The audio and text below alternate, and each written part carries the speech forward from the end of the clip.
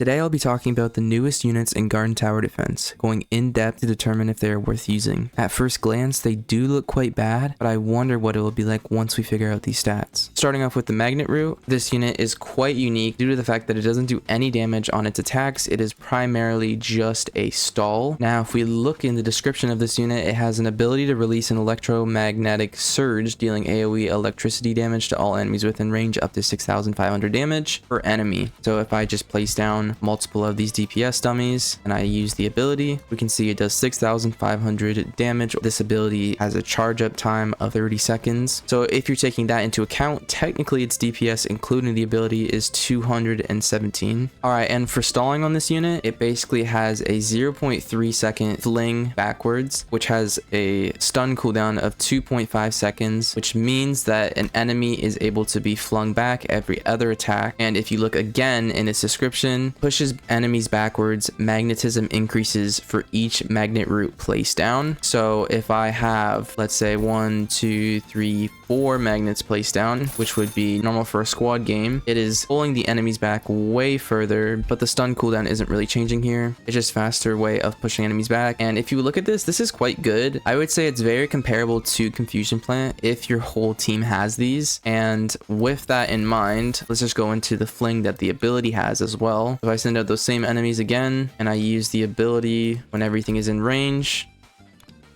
it will do the regular fling, but it will hit every single enemy here. And if I have all 4 placed down here and I use the ability right here, the fling is way further due to the fact that it has 4. So the stall basically stacks with regular attacks and also with the ability. There's also a cooldown even on the ability as well. So if you do it too quicker than 2.5 seconds, you won't be able to pull back enemies. Also, one thing that I find quite interesting is the fact that it'll still stack up way higher than 4 magnet roots, which would be 4 times the stall. Even though that wouldn't actually be possible in any game mode, you're able to permastall 4 of these enemies that have 10 speed, which I think is kind of crazy. Now, one really important fact that makes this unit underwhelming overall is that you can't stack the stalls with the Confusion Flora. If I just send out a group of enemies once again, the front 2 enemies that the magnet root is flinging backwards isn't able to get hit by the Confusion Flora, which is causing a slight separation. And if I also use the abilities right here, it will get blocked for the most part. Now, there are some instances in between where you can see it's pulling back properly, but I don't think it's necessarily worth it when there's other stalls that stack way better with the Confusion Flora on its own. I won't be bringing this to Endless. I won't be bringing this to PvP as my first pick. Overall, it is just so outdated with current power of stalls we have in the game with Confusion Flora, Shock Shroom, you know, stuff like that. Just way better stalls overall. Oh yeah, real quick guys, I'm actually really confused how the magnet root actually works. If I have a Queen Spider out here, it's only sending it back like 3 studs with all 4 of these placed down, and it's just getting a lot further in general. But if I did, let's say,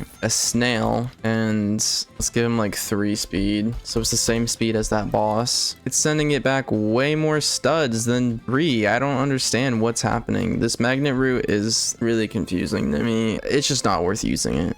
Moving on to the Voidium, this unit has a very interesting concept for how its DPS is calculated. So right here in the stats, it says it goes up to 17,227, but realistically, you're not able to get that DPS for the first 20 seconds of the Voidium attacking. So it's way less than 17,000 on average for the lifetime of an enemy, in my opinion, due to the fact that the damage is ramping up. The new attack type that we have that is called Nullify basically combines the contagious attack from the Infectia with the drain effect from the distortion flower. So it's basically damage that stacks up over time and then lasts forever on the enemy. And just to showcase that, if I send out 1 snail and I max upgrade my Voidium and then I delete it, you'll see the damage is still stacking up even though the Voidium isn't hitting anymore. And then once it gets to 8,500 every 0.5 seconds, it's basically staying on the enemy its whole lifespan, so it works like an Infectia. Now, in my opinion, this unit actually has a lot of potential and could be really good if it wasn't blocked by this one thing. So if I send out a huge crowd, and I think a lot of people would have thought of this just by seeing the unit off of first hand, if I put it on random, you would think, oh, maybe that means it'll do damage and that damage will start stacking up on other enemies. But the issue is that for some odd reason, it's only limited to the very front enemy, which I think is such an unfortunate miss and makes the unit completely useless, not only for the fact that the DPS can't spread, but also the fact that you only would need to have this unit down for like the first hit you get on a strong enemy, and then you could literally just delete it. It just makes the unit feel so useless, on top of the fact that, you know, this damage that it's doing can't be buffed at all because it's a different specific attack type. You know, you have a unit that takes 20 seconds to get maximum DPS. You can only have the damage stack up on one single enemy, and it can't be damage buffed. Overall, this unit is buns. It is terrible. I'm hoping they change it because it would bring a new wave of strategy into the game, in my opinion. You almost never are utilizing random targeting, and I feel like this would be a big thing for sure. Or just utilizing different targeting in general. You could even do closest. You could do anything like that. And it would literally just be a little bit better than Infectia if you could technically hit every single enemy.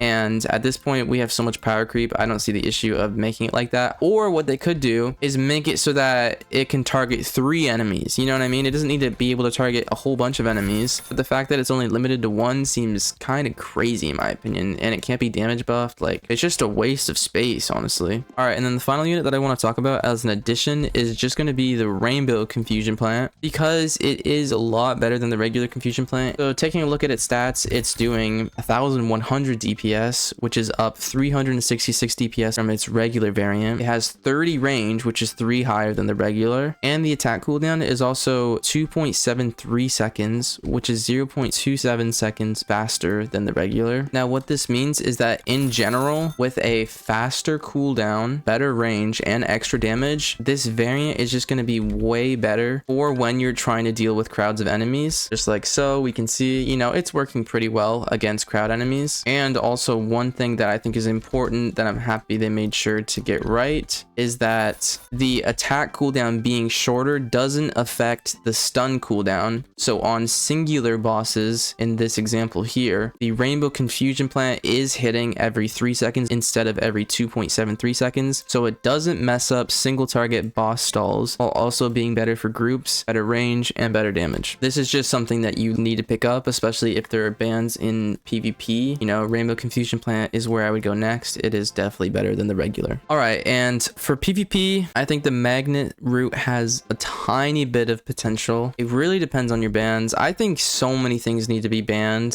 For endless, the magnet route might have potential, even though it doesn't pair well with the Confusion Flora. I just really would have to test it. I don't know. It seems a little messy in there. And then for every other game mode, you know, it doesn't really matter. Who cares? And then even with the Voidium, I mean, you wouldn't use this unit in any game mode. This unit's just straight up garbage. Like, genuinely, there's no reason to use it at all.